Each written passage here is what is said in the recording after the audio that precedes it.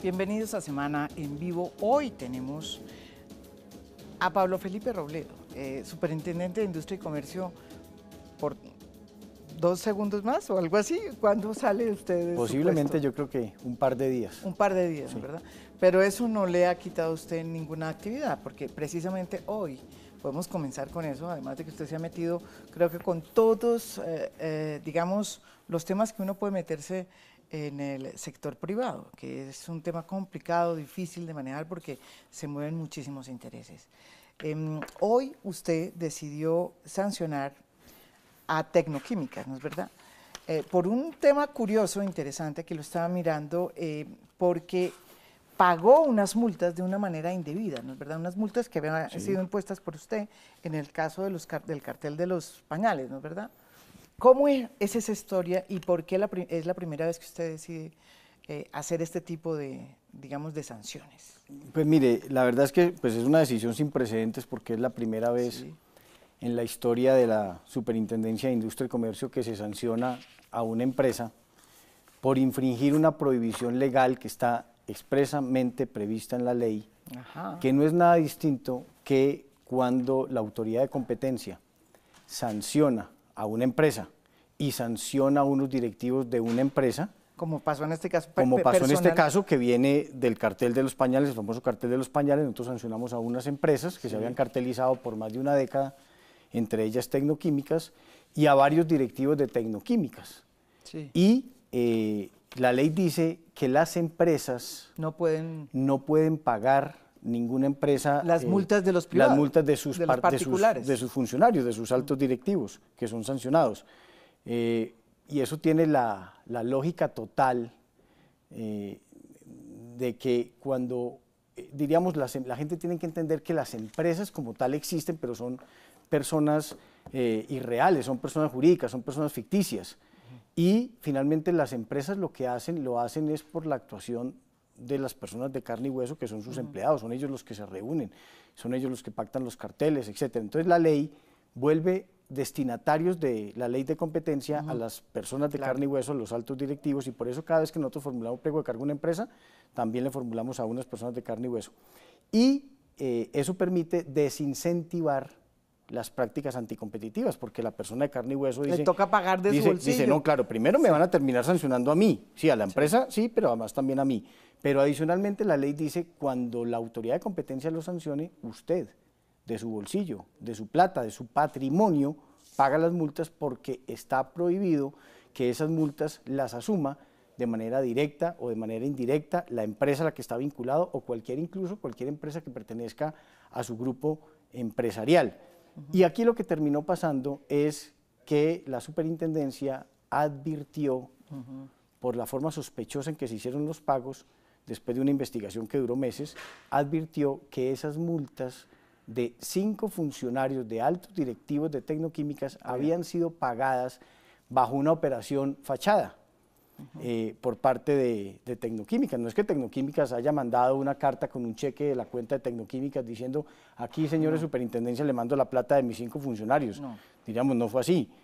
Lo que termina evidenciando esta decisión, esta investigación, es que ellos, los funcionarios, pidieron unos créditos en Bancolombia a título personal. Bancolombia desembolsa los créditos, paga a la superintendencia el valor de esas multas el mismo día, a la misma hora, pero la forma en que Tecnoquímicas le entregaría los dineros finalmente a sus funcionarios para que pagaran los créditos era a través de unas bonificaciones que llamaron bonificaciones ocasionales, que coincidían, diríamos, muy con el valor del crédito, la semestralidad en el tema de los pagos. Cuando usted suma los créditos, la suma es ligeramente superior, no es tampoco 1 más 1, 2, pero sí es 1 más 1, 2.2, etcétera. Entonces, una cantidad de pruebas que indicaron a la superintendencia que habían pagado. Y eso es extremadamente grave. Y con esto, pues, si quiere, le termino ese tema. Es extremadamente grave porque, como lo dice la resolución de la superintendencia que yo suscribí, como lo dije hoy en la rueda de prensa, esa es una manera grotesca y vulgar y de burlarse de la capacidad sancionatoria del Estado. Entonces, imagínense, unas empresas y unos funcionarios, unos directivos de unas empresas, no contentos con haberse cartelizado por más de una década en el cartel de los pañales, producto de consumo masivo, de primera necesidad para los hogares colombianos, súper sensible el tema, no solo con eso, decidieron entonces burlarse de la capacidad sancionatoria del Estado, evadiendo la regla según la cual cada cual de su propio patrimonio tiene que pagar las multas. Y le impuso una multa de 25.000 millones de pesos. Sí, me parece que es una multa ejemplarizante. También le pusimos multa a los funcionarios. Los funcionarios, sí. Incluso, Esta es a Tecnoquímicas. claro, Sí. a Tecnoquímicas de 25.000 millones de pesos. Sí. Porque yo creo que incluso esta conducta, mirándola desde la simple lógica, es más grave que el propio cartel. Porque le repito, eso es burlarse del Estado colombiano, de su capacidad sancionatoria, burlarse en la cara del Estado colombiano, en relación con la forma que tiene previsto el Estado de reprimir ciertas conductas. Es decir, me importa 5 centavos, si me sancionó el Estado, aquí, señores empleados, ustedes no se preocupen que su papá, compañía, responderá por lo que ustedes hicieron, y eso a alguien le puede parecer bien o mal, lo cierto es que eso tiene toda la lógica del mundo dentro de una política de competencia y está expresamente prohibido por la ley de competencia. Bueno, pero usted no solamente se metió con, digamos, el cartel de los pañales, que fue una de sus primeras, digamos, investigaciones y pliego de cargos. Sí. También se metió hace poco, y no voy a hablar sobre la última, la penúltima, sino la antepenúltima. O no sé si es penúltima o no es penúltima, pero total, también se metió con una empresa muy importante de construcción de carreteras que se llama Conconcreto, Sí. considerada pues como la empresa, la joya pues de la construcción en Colombia. Y usted también le abre pliego de cargos por colusión en ese tercer carril de Bogotá, Bogotá-Girardot, que nos ha dado muchos dramas y nos sigue dando. ¿Cómo fue esa colusión y por qué le abrió pliego de cargos también a Conconcreto, imagínese? Por aproximadamente 2 años, la Superintendencia de Industria y Comercio tuvo una indagación preliminar. Desde el mismo momento en que se adjudicó, ni siquiera se había suscrito el contrato del tercer carril Bogotá-Girardot entre la ANI y Conconcreto, el consorcio donde estaba Conconcreto, que fue el ganador. Desde ese mismo momento se empezó una investigación porque causó cierta curiosidad, cierta sospecha, la forma en que los distintos oferentes se habían presentado en esa licitación y cómo podrían haber, a través de la coordinación de las ofertas del uno y del otro, haber alterado la media de adjudicación en una colusión a favor de Conconcreto. Incluso días después de que la superintendencia estuviese investigando, llegó una carta del entonces vicepresidente de la República, Germán Vargas Lleras, en donde le pedía a la superintendencia que investigara, que había estado con su grupo de asesores y que era bastante sospechoso, y también llegó una denuncia de Conalvías, que era el originador del proyecto, que terminó siendo pues la víctima, diríamos, de esa colusión, junto obviamente con el Estado y la transparencia en las licitaciones públicas. Entonces, después de 24 meses, de 2 años de indagación preliminar, el delegado de competencia profirió pliego de cargos contra esa empresa y profirió pliego de cargos contra una empresa china, China Geosoba, que había presentado una propuesta artificialmente baja, sin ninguna posibilidad de éxito, que lo único que servía era de complemento a la oferta de Conconcreto para cuadrar perfectamente la presunta colusión. Y ahí estamos notificando el pliego de cargos y ellos tendrán que defenderse.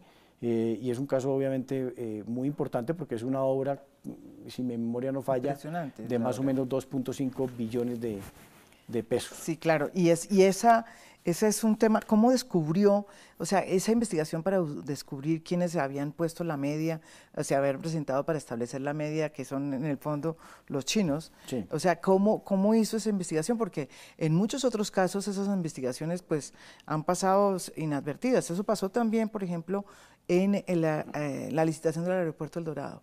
Los NULE presentaron la Sí, medida. en esa época yo no era superintendente. Yo sé, lástima, ¿sabe? Lástima, ¿cierto? Lástima, Sí, porque ese es el mismo caso pero de ese de contrato la se licitación. habló mucho. De la misma, es el mismo caso, este se repite, ¿no? En ese caso fueron los NULE los que sirvieron de, digamos, para hacer la media y que favorecieran. De complementarios para hacer la media. Digamos, de complementarios para buscar favorecer a una persona que ya estaba anteriormente Sí. seleccionada. ¿Cómo fue esa investigación? Pues aquí la prueba, hay dos tipos de pruebas. La prueba es fundamentalmente el análisis económico de la razonabilidad económica de las ofertas. Sí. En donde usted empieza a ver cómo, de acuerdo con las reglas establecidas en el proceso licitatorio del pliego de condiciones, empiezan matemáticamente a ajustar las ofertas para poder ganar con un aspecto adicional. De acuerdo con las reglas de la licitación, en el caso del tercer carril Bogotá-Girardot, si la oferta quedaba en determinado margen, el originador, que era Conalvías, no podía contraofertar, no podía mejorar la oferta. Es decir, habían dos mecanismos, una ganada inicial, que uno podría ganar, pero el originador del proyecto podría contraofertar, entonces al final uno podría perder.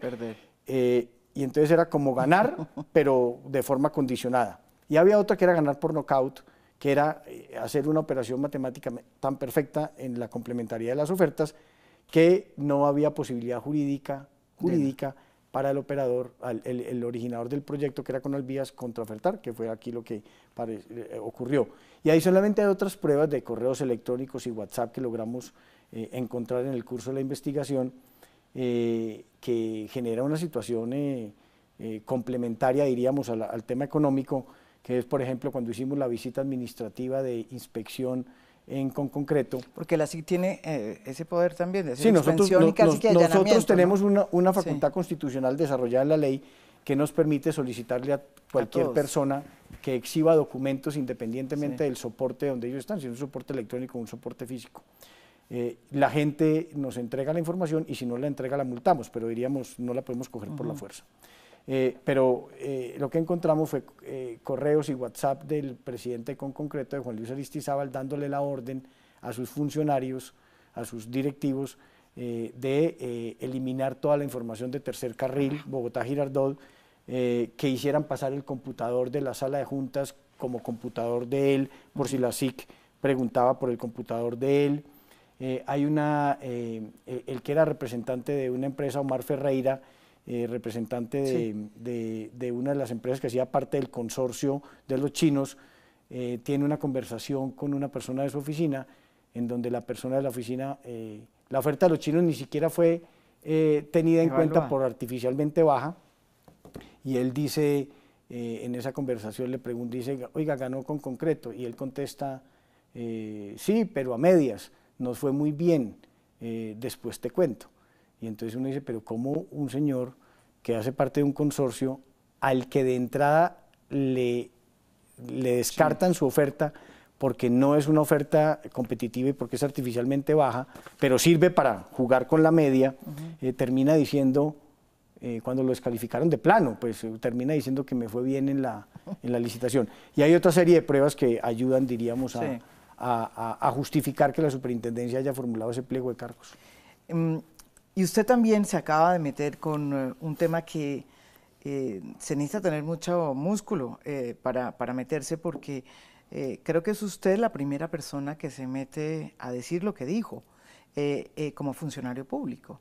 Y es que le abre cargos por varias prácticas anticompetitivas a empresas y personas vinculadas con la Ruta del Sol 2, sobre una hipótesis, digamos, que usted prueba aquí, completamente distinta a la que han salido a decir o a esbozar tanto la Fiscalía, cabeza de Néstor Humberto Martínez, como los mismos directivos del Grupo Aval, que son socios de Odebrecht en esta Ruta del Sol.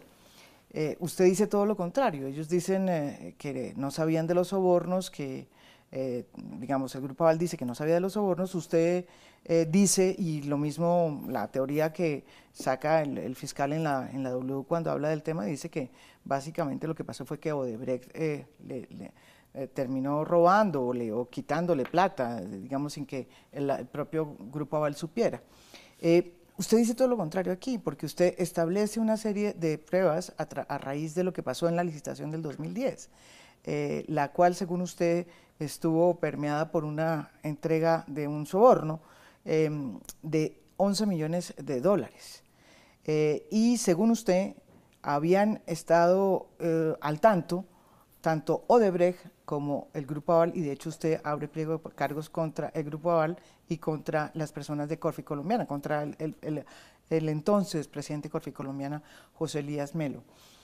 Explíquenos por qué tiene esa teoría distinta a la que maneja la Fiscalía. Pues mire, déjeme, yo le contesto la pregunta de la siguiente manera. Yo no conozco los expedientes en la totalidad de la Fiscalía General de la Nación, no sé sí, son distintos, cuáles son las investigaciones, diríamos, que tienen allá, no las conozco, hay varias líneas de investigación, que es lo que yo he oído del fiscal.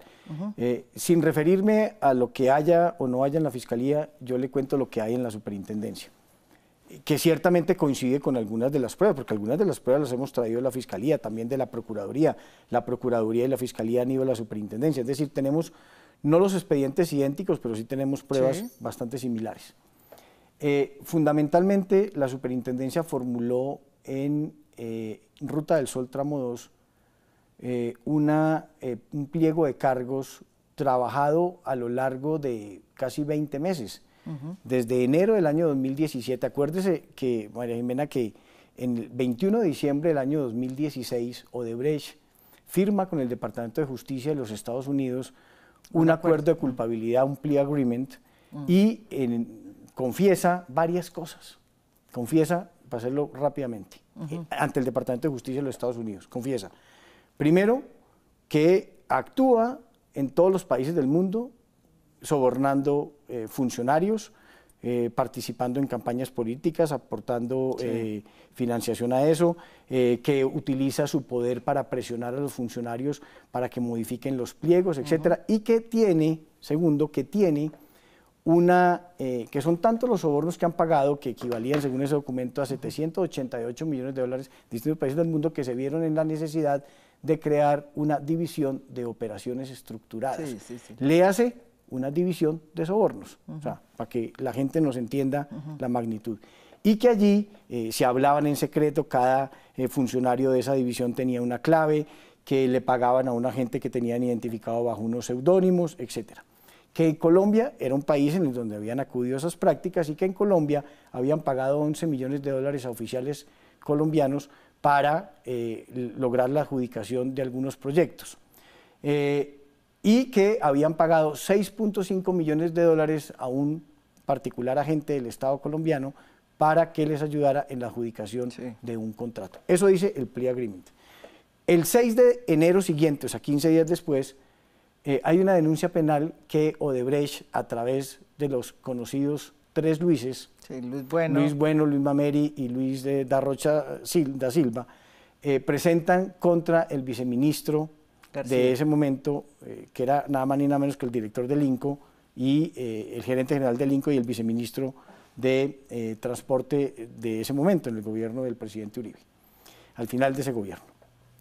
Y entonces dicen varias cosas en esa denuncia.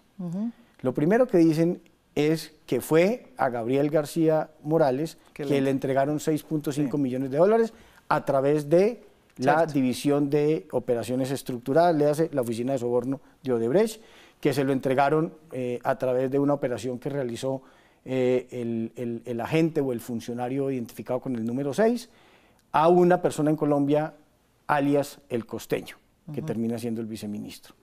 Lo segundo es que dicen que hubo una reunión en un apartamento en el norte de Bogotá, arriba del monumento de Diana Turbay, en donde se cuadra el soborno de los 6.5 millones de dólares entre Luis Bueno Jr., director de Odebrecht en Colombia, y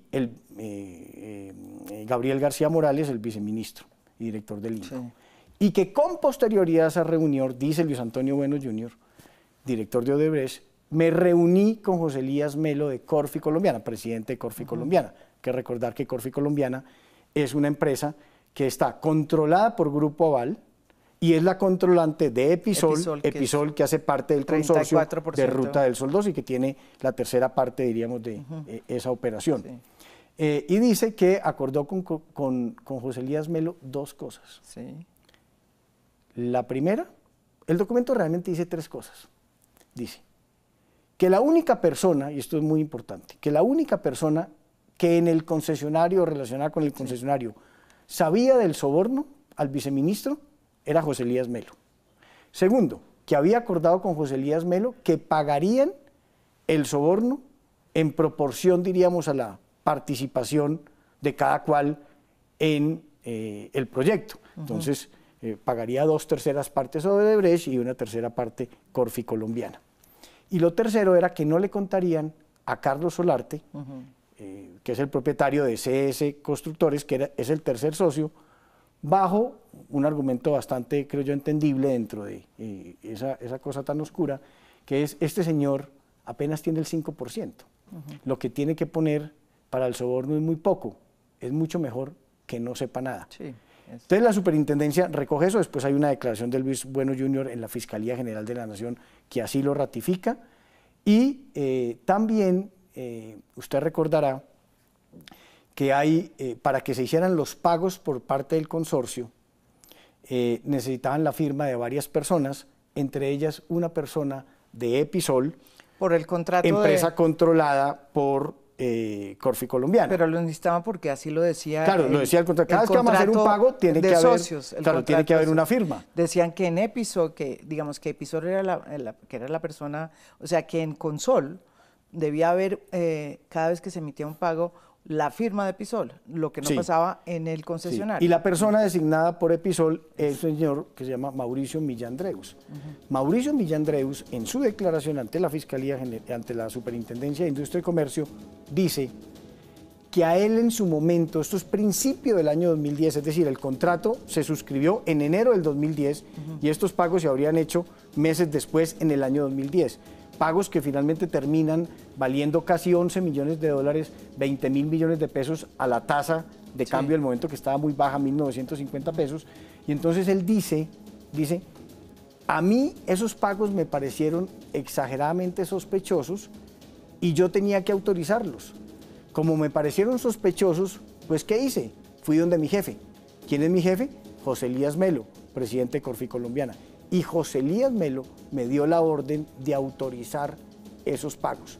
Entonces, ¿y por qué le parecieron sospechosos? Porque le parecía que el concepto que tenían, que era un contrato de asesoría, no lo entendía él por qué tan al inicio del proyecto había que pagarlo, y sobre todo el valor de las transacciones, que fueron 3, a una empresa que se llama DCS en España, y así salió, diríamos, el reintegro de los dineros a Odebrecht. Que se habían pasado, claro, que se habían pagado por antes. Para que la gente nos entienda, lo que la superintendencia, los hechos que está imputando en el pliego de cargos es: Odebrecht paga el soborno, lo paga con recursos de Odebrecht, se llaman recursos no oficiales de Odebrecht, no oficializados de Odebrecht, a través de esa monstruosa división de operaciones. ¿Y cómo los paga? ¿Cómo sabemos que le llegan? ¿A través de Miami? No, porque eso sí lo confiesa, lo confiesa todo el mundo, y lo confiesa el viceministro. A través de estas compañías que estaban en Miami, en Panamá, perdón.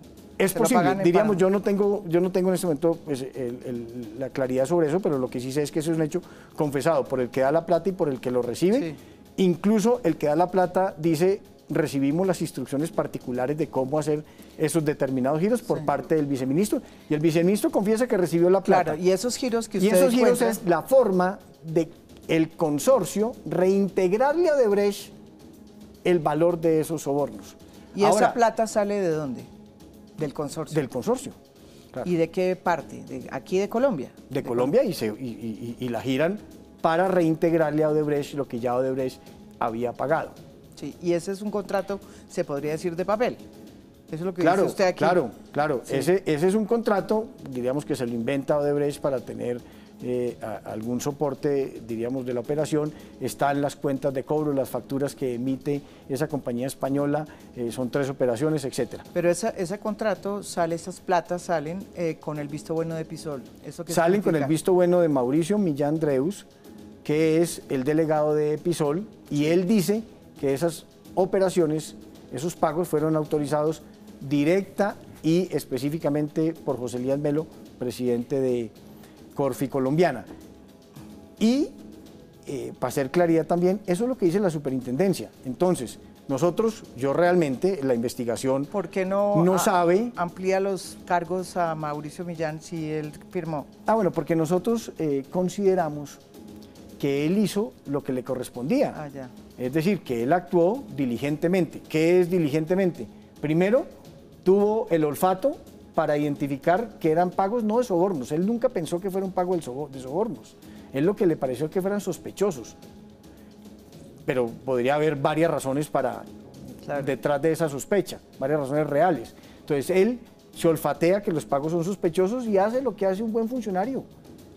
Ir a donde su jefe y decirle, he identificado esto, ¿qué hago? Y el jefe le dice pague, pues él paga, porque él no sabe tampoco que está autorizando un ilícito. En la declaración de Luis Bueno Jr. nunca dice que Mauricio Millán también sabía. Dice, la única persona que sabía era José Elías Melo. Y por eso, que también tema importante, por eso la superintendencia en el tema del soborno vincula a la gente de Odebrecht, vincula a Corfi Colombiana, y obviamente de ahí para abajo, Episol, al concesionario, etcétera, vincula al presidente de Corfi Colombiana, que es José Elías Melo, pero no vincula a nadie más, ni para el lado, ni para arriba, ni para abajo, porque nosotros no tenemos prueba de que alguien más supiera del soborno. Bueno, volvemos después de esta pausa, seguimos hablando con el superintendente de Industria y Comercio, Pablo Felipe Robledo. No se vayan, estamos en Semana en Vivo. Volvemos aquí, estamos con Pablo Felipe Robledo, superintendente de Industria y Comercio. Hablábamos con él sobre este pliego de cargos que es tan largo y tan complejo que yo creo que nos vamos a detener también unos minutos más contra las personas y las empresas vinculadas a la Ruta del Sol 2.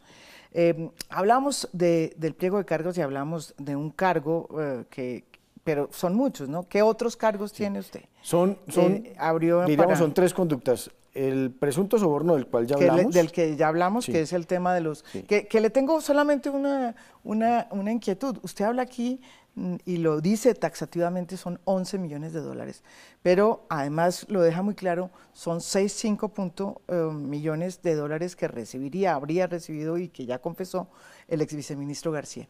¿Dónde están los otros 4 millones de dólares? ¿Quiénes fueron los destinatarios? Es decir, 11 millones de dólares menos 6,5 millones de dólares del viceministro, quedan 4,5 millones. 4,5 millones, sí. ¿Dónde están? No sé, ni sabemos, diríamos, quiénes son los destinatarios y si ese giro obedece a un tema de soborno y quién es el beneficiario del soborno.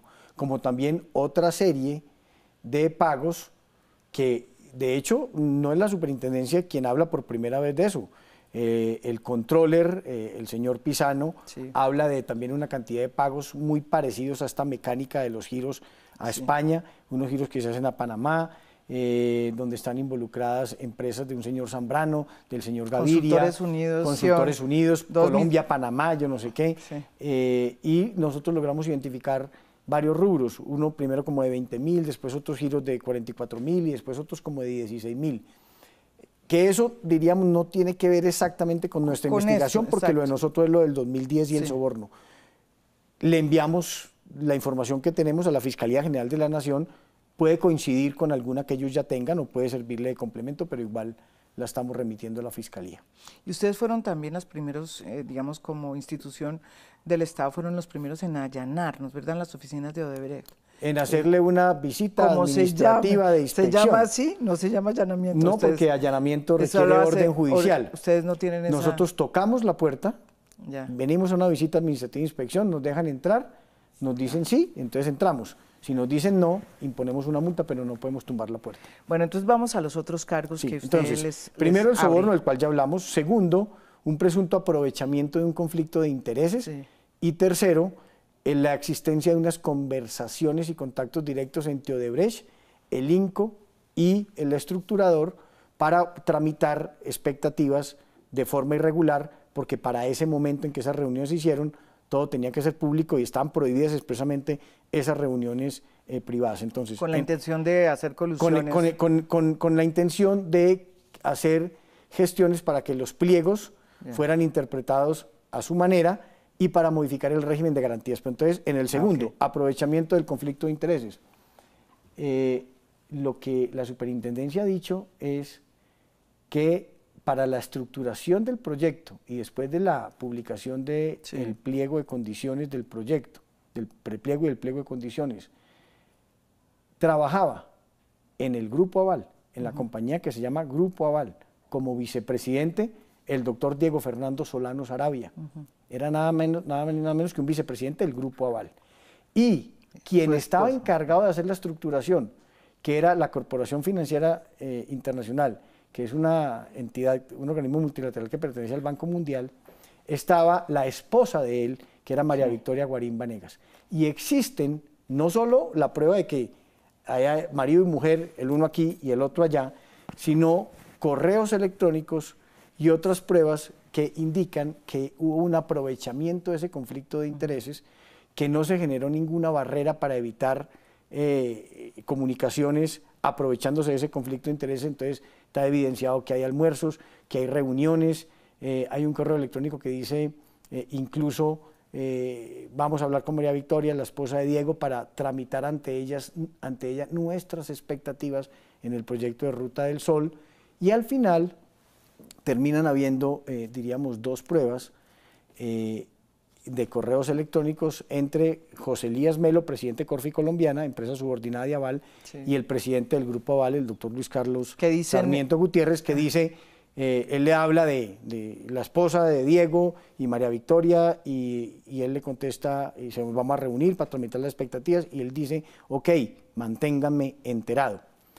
Más de un año de la existencia de ese conflicto de intereses, y ese conflicto finalmente se revela porque un ciudadano preocupado, que llaman ahora, que manda una carta a través de una cosa que autodenominaron veeduría ciudadana para transparencia, diríamos cualquier nombre así similar, pone en una audiencia que se está celebrando en relación con el contrato, incluso estaba el ministro de Transporte Uriel Gallego, en su momento, donde ponen de presente ese ciudadano preocupado ante todos los oferentes del proyecto, ante todos los que están participando en el proyecto, que están en la audiencia, la existencia de ese conflicto de intereses.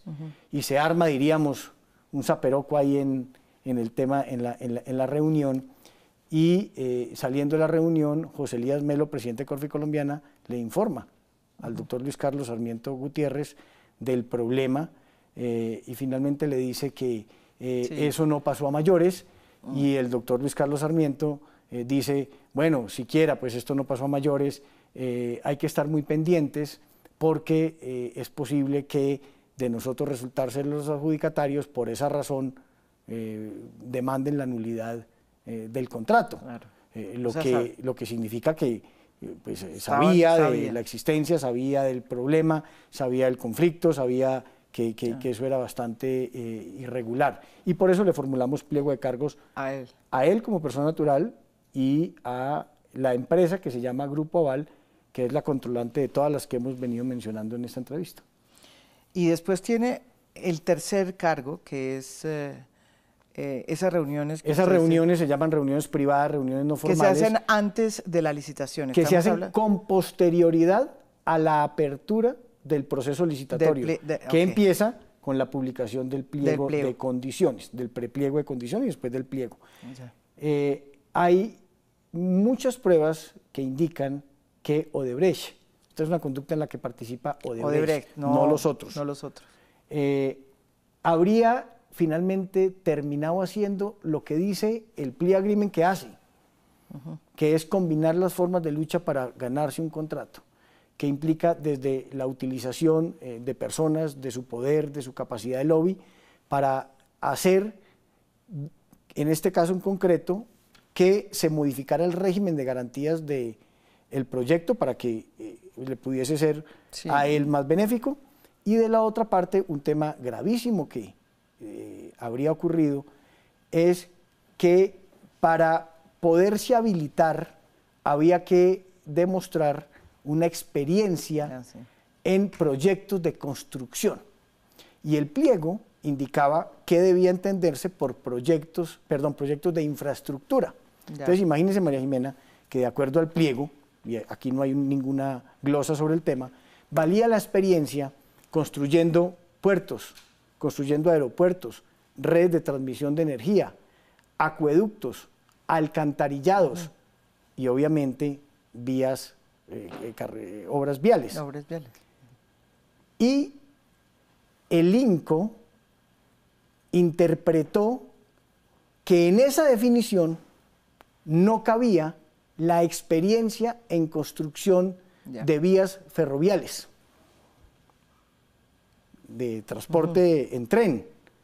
Y por esa vía, por esa interpretación absolutamente restrictiva, imagínense, para construir una carretera le vale la experiencia a quien construye un acueducto, a quien tiene experiencia construyendo acueductos, pero el que tiene experiencia construyendo vías férreas, que es lo más parecido, diríamos, pues en ese sentido, a una carretera, o por lo menos mucho más parecido que un acueducto, termina el INCO diciendo que no le vale la experiencia a quien tenga la experiencia en vías férreas, y por ese mecanismo de interpretación terminan inhabilitando a nada más ni nada menos que la oferta de OHL, el consorcio liderado por OHL.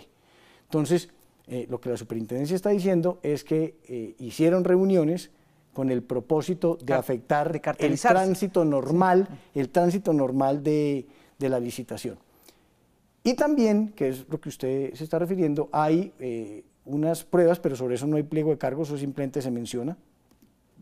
Hay correos, hay una reunión entre Luis Bueno Jr., director de Odebrecht, dos vicepresidentes de Corfi Colombiana, y después de esa reunión, uno de esos vicepresidentes, escribe un correo electrónico a José Elías Melo, presidente de Corfi Colombiana, rindiéndole cuentas y haciéndole un resumen de la reunión.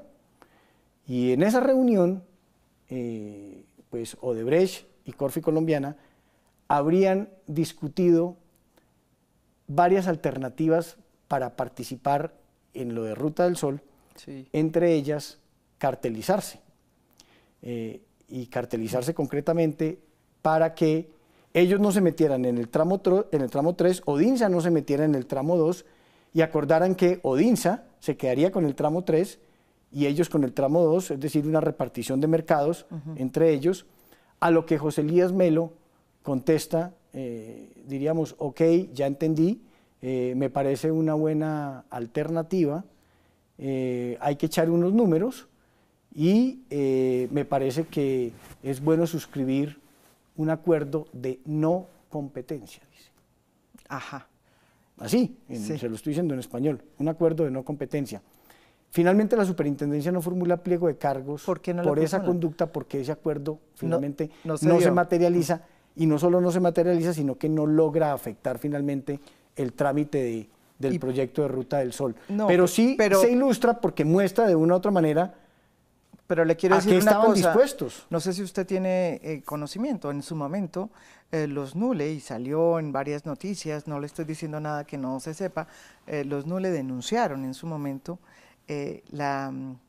digamos, el intento, o sea, no el intento, sino el intento de Odebrecht por sacarlos para quedarse en la Ruta del Sol 2, con ellos la Ruta del Sol 2 y sacarlos a ellos de taquito, y eso fue una denuncia que hizo en su momento y que pasó inadvertida por la Fiscalía de la época, que era Montealegre, que también decidió no. Sí, a mí diríamos, esas cosas no me extrañan, porque cuando usted mira el comportamiento de Odebrecht en el mundo, encuentra lo que yo ya le dije.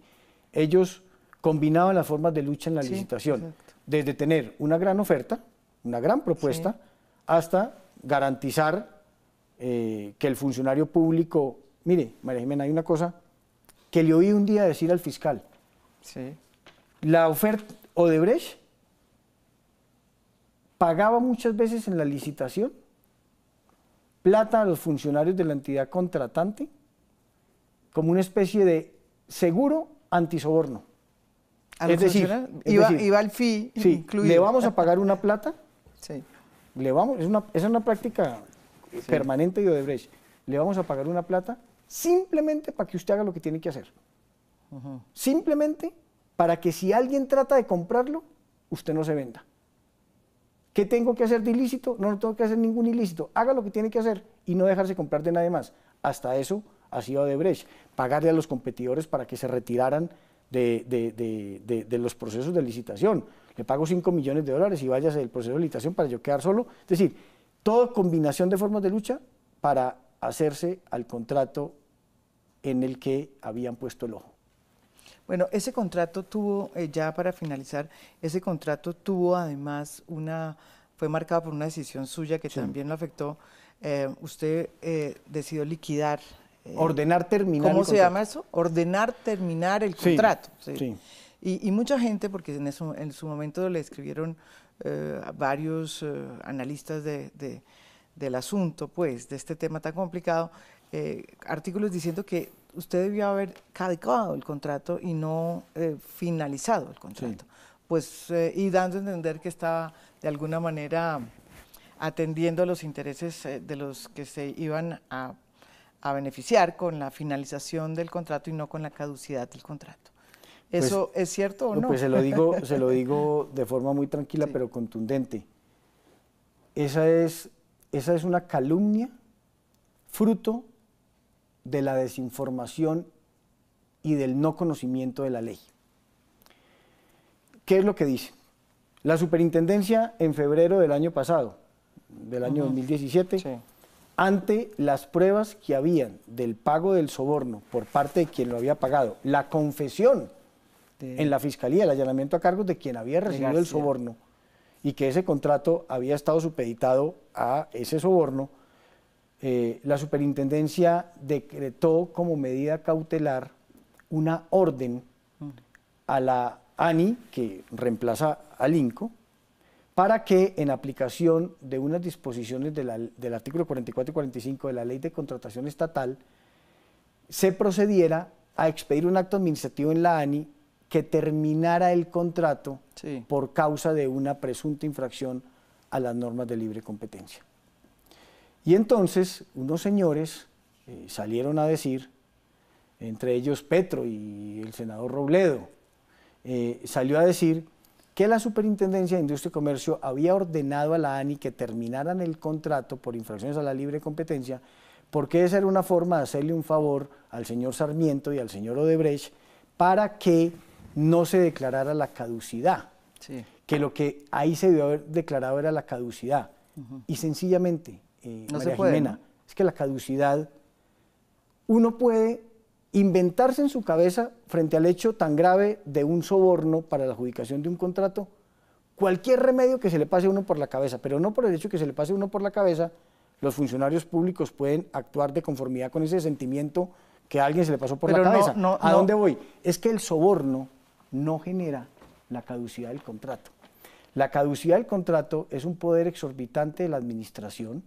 Para que la gente nos entienda es que la caducidad lo que conlleva son, claro, una sanción muy alta, claro, porque son 5 años, claro, años para que le impide a la empresa, que es, digamos, blanco de la sanción, por lo menos 5 años fuera de toda contratación. Entonces, claro, la caducidad sí impone, claro, unas, entonces, para que nos sanciones muy, sí, para que nos entiendan, porque de pronto nos están... La orden de la superintendencia es, termina el contrato. Decretar la terminación, pues hay que proceder a liquidarlo en el estado en que se encuentre. Pero no les pasa nada a los... Pero no genera ninguna inhabilidad para contratar en el futuro con el Estado, ni en relación con contratos que estén en curso. Declarada la caducidad, sí se genera un efecto de no poder volver a contratar con el Estado y hay un gran problema sobre las obras durante 5 años. Bueno, entonces la gente dice, a la gente le parece más taquillero que el Estado le decrete la caducidad al consorcio Ruta del Sol, en Ruta del Sol número 2, porque le parece que la consecuencia es más grave, pero no porque a la gente le parezca taquillero, las autoridades lo pueden hacer, porque la caducidad no se decreta por la existencia de sobornos. Cuando hay sobornos, hay otras soluciones, pero no es la caducidad. La caducidad requiere de 3 condiciones. Primero, que el contrato esté incumplido. Segundo, que esté gravemente incumplido. Y tercero, que el incumplimiento sea de tal gravedad que haga inviable poderse ejecutar el objeto contractual y que por eso el único remedio es la caducidad, ¿ya? Ni siquiera una multa. Entonces, son cosas absolutamente distintas. No ¿No pasaron las tres cosas? No había. Pero no están... No, el contrato no estaba incumplido, menos de manera grave. Pero sí está demoradísimo. Ah, bueno, pero diríamos, si había algún nivel, mire que son incumplimiento. Pero demora No cualquier profundas. incumplimiento grave que pusiera en riesgo la posibilidad de terminar el contrato, de ejecutar el contrato. Mire usted que en la otra obra que está involucrado de Brecht, que era Nave Elena, sí se declaró la caducidad, pero porque están dadas las condiciones, porque ahora no se logró el cierre financiero del proyecto. Entonces allá sí estaba bien declarar la caducidad. Nunca nadie aquí pensó en la caducidad del contrato por incumplimiento. De hecho, ¿qué terminó pasando? La superintendencia dio la orden de terminar el contrato de Ruta del Sol Tramo 2, la orden a la ANI para que la ANI lo terminara. Le dio 3 días para expedir el acto administrativo por medio del cual terminaba el contrato. Y la ANI, estando Luis Fernando Andrade, director de la ANI, logró concretar, ojo con lo que le voy a decir, logró concretar un acuerdo de terminación por mutuo acuerdo para que no se... entre el Estado colombiano, la ANI, claro, para que no y se el consorcio. El... ¿Listo? El contrato lo terminaron de mutuo acuerdo, que eso lo venían conversando hacía más de un mes. Dada la orden de la superintendencia, se pusieron las pilas y terminaron el contrato de mutuo acuerdo. Finalmente el contrato de Ruta del Sol no se terminó ni siquiera por orden de la super, sino que se terminó de mutuo acuerdo por parte de los contratistas, el contratante y el contratista. Bueno, usted también, bueno, se nos acabó el tiempo, pero es que pues, semejante pliego de cargos tan grande, pues no ameritaba casi ya en la mitad del programa. Pero usted se va teniendo, me atrevo a decir, más enemigos que amigos, digamos, por lo menos en el sector público, en el sector privado. ¿Usted cómo diría que está la situación de la corrupción en el sector privado, que es una cosa que usted pudo ver y adoptar? Lo primero es que yo tengo claro que me voy con algunos enemigos, pero no, amigos. Pero no estoy de acuerdo en que sean más los enemigos que los amigos.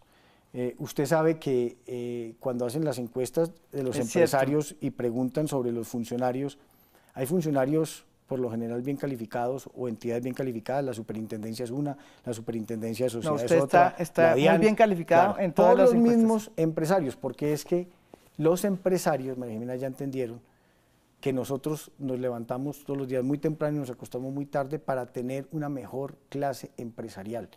Y la forma de tener una mejor clase empresarial es haciendo que la gente cumpla la ley, que la gente respete las normas de libre competencia, que respete a la gente, que respete la legalidad, que actúe de manera correcta. Solo así tendremos una mejor clase empresarial, tendremos más inversión, tendremos más tranquilidad para hacer los negocios.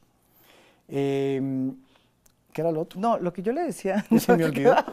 No, la pregunta que yo decía, enemigos, digamos, tal vez en los empresarios no, pero sí en los políticos. O sea, usted, y se lo pregunto porque puede que haya encontrado enemigos políticos, pero también se ha abierto unas puertas usted políticamente. Por ahí me echaron un chisme, que usted sale de acá con ganas de ir a la política de lleno y quiere ser candidato a la alcaldía de Bogotá, ¿es cierto? Mire, voy a entregar el cargo y voy a tener unos momentos importantes de reflexión sobre lo que yo quiero que sea mi futuro. Sí. Siempre prestarle un servicio a este país será muy importante para mí, pero diríamos, no es lo único a lo que yo aspiro. Yo, antes de ser viceministro, antes de ser superintendente, fue abogado litigante, profesor universitario. Sí.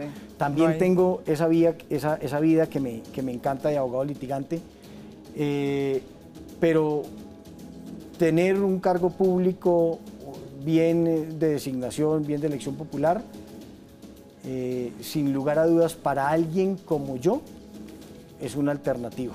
Bien. Depende, obviamente, de las circunstancias, es un tema que hay que madurarlo, no puede salir uno de forma acelerada a decir que sí, tampoco puede decir que no, porque uno termina diciendo que no y entonces después dice que sí, y eso se le enreda la vida, pero yo tengo una vocación de servicio. Es cierto, y la aprobó, y yo creo que sale con la frente en alto y con un trabajo muy bien logrado, porque se metió a investigar realmente la cartelización, las malas prácticas del sector privado, y creo que su labor ha sido encomiable y aleccionadora y ojalá la aprecien los empresarios. Y desde luego creo que sí va a abrirse una carrera política y creo que se va para la alcaldía de Bogotá. Aquí les presento, de pronto, no me voy a equivocar, el futuro candidato a la alcaldía de Bogotá. Estaremos aquí, lo invitaré. Si esperemos a ver qué pasa.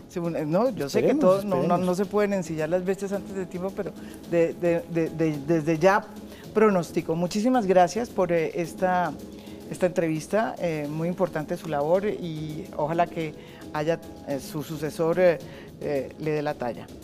Esperemos que lo haga muy bien y le vaya muy bien y vamos a ayudarlo a que le vaya bien. Ojalá, por el bien del país es lo mejor que le puede pasar. Muchísimas gracias a ustedes y los espero mañana con otro tema de interés nacional. Muy buenas noches.